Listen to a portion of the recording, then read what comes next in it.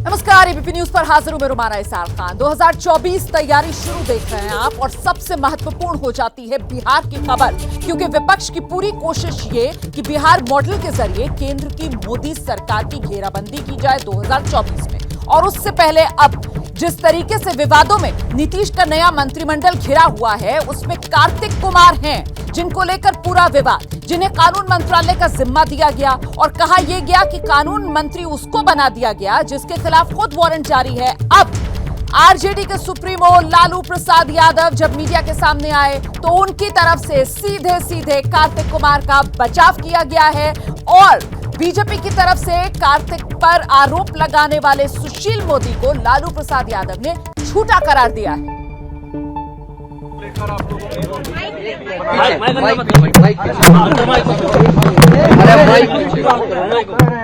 सरकार को हटाना 2024 को लेकर जो क्या योजना है, हटाना है, मोदी को हटाना है।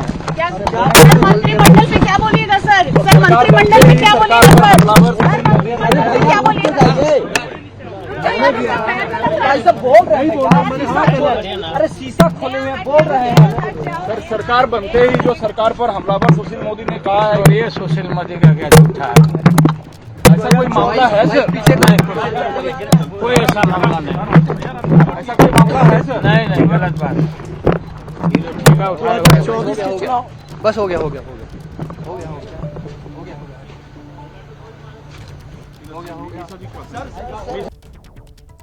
तो लालू प्रसाद यादव को सुन रहे थे आप। लालू प्रसाद यादव ने अपनी तरफ से कार्तिक सिंह को क्लीन चिट दे दी है।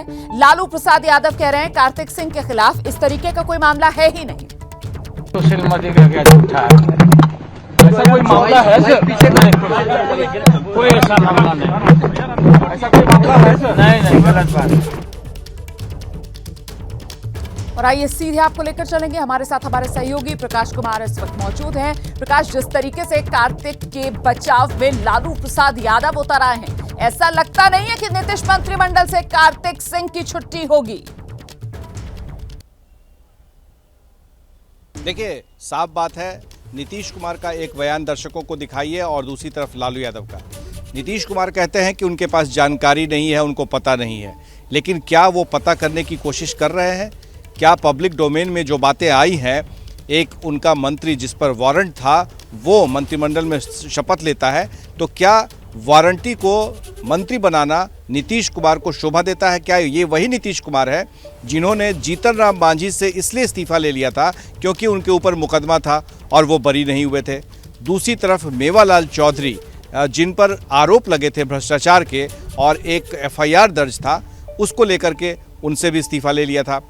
रामाधार सिंह पर भी ऐसे ही वारंट आया था, उससे भी इस्तीफा ले लिया था। लेकिन आखिर इस बार ऐसा क्या है नीतीश कुमार के सामने, कौन सी मजबूरी है कि वारंटी जिसके खिलाफ में वारंट हो, जिस मंत्री के खिलाफ में, उस भले ही मंत्री सफाई दे रहे हैं, उनके वकील सफाई दे रहे हों, मंत्री तो अभी तक सफाई देने नहीं आए हैं, लेकिन उनके वकील सफाई दे रहे हों, लेकिन सच्चाई यह है कि वारंट उन पर था और 14 जुलाई से लेकर के 12 अगस्त तक, जब तक के बाद का वो दिखा रहे हैं, तब तक उनके खिलाफ वारंट था और अभी भी वारंट है। फर्क इतना है कि उसमें कोई किसी तरह की गिरफ्तारी पर रोक लगी हुई है। लालू यादव इसलिए बचाव कर रहे हैं क्योंकि यहाँ जातीय समीकरण को भी वो साधना चाह रहे हैं। अनंत सिंह उनकी पार्टी से विधायक थे और अनंत सिंह के बेहद करीबी, उनके काम में उनके हिस्सेदार, उनके पार्टनर कार्तिकेय विधि कानून मंत्री हो गए। तो ऐसे में वो भूमिहार समाज को ये मैसेज देना चाहते हैं कि उनके ऊपर जो कुछ भी हो रहा है उसके लिए वो खड़े हैं।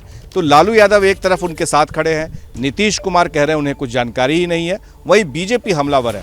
तो ये दिलचस्प होता जा रहा है कि नीतीश कुमार का क्या अगला कदम होगा, क्योंकि अगली बार उनसे पूछा जाएगा क्या उन्होंने जानकारी ले ली, तो वो क्या बोलते हैं ये देखना होगा। रोमाना, ये बड़ी बात आप कह रहे हैं और फिलहाल लालू प्रसाद यादव जिस तरीके का बयान दे रहे हैं मीडिया के सामने आकर, उससे तो साफ तौर पर नजर आ रहा है कि साहब आरजेडी ने तय कर लिया है कि नो इफ नो बट, जो आरजेडी कहे वही सच। और इसी लाइन को लालू प्रसाद यादव आगे बढ़ा रहे हैं, ये कहते हुए कि नहीं ऐसा कोई मामला तो है ही नहीं, जबकि फैक्ट्स जो हैं वो सब पब्लिक डोमेन में है। और इस सब के बीच कार्तिक सिंह के बचाव की तरफ अगर बात की जाए तो उनके जो वकील हैं वो क्या कह रहे हैं, जरा ये सुनिए। हमारे साथ मंत्री के वकील हैं कानून मंत्री कार्तिक कुमार के, उन पे जो आरोप लगा है उस पर सर क्या कहना चाहेंगे? उनके विरुद्ध जो आरोप लगा है वह बिल्कुल बेबुनियाद तथ्यहीन है, जिसको पुलिस ने अनुसंधान में भी स्पष्ट कर दिया कि इनकी संलिप्तता बिल्कुल नहीं है। इनको नाजायज गलत तरीके से गलत साक्ष्य दे करके इनको फंसाया गया। कहा जा रहा है कि शपथ वाले दिन इनको कोर्ट में सरेंडर करना था। नहीं, एकदम गलत बात है। हमको किसी भी न्यायालय से सरेंडर करने का न कभी कोई सम्मन मिला, कभी नोटिस मिला, बल्कि उसके पहले ही हम लोग 4/8 को ही जिला एवं सत्र न्यायाधीश के न्यायालय में अग्रिम जमानत की याचिका दायर कर चुका था, जिस पर न्यायालय ने दानापुर अपर जिला एवं सत्र। जैसे ही घड़ी का काटा दोपहर 2:30 पे आए, बबीता जी का दिल सास बहू साजिश के लिए मचल जाए। और ये है इनकी बहू, पूरे दिन ऑफिस की टेंशन हो जाए गॉन जब ये करें अपना फेवरेट शो फ्री टाइम पे ऑन। इनकी तरह आप भी देखिए अपना फेवरेट शो अपने टाइम पर और डाउनलोड कीजिए ABP लाइव ऐप अपने स्मार्ट टीवी पर।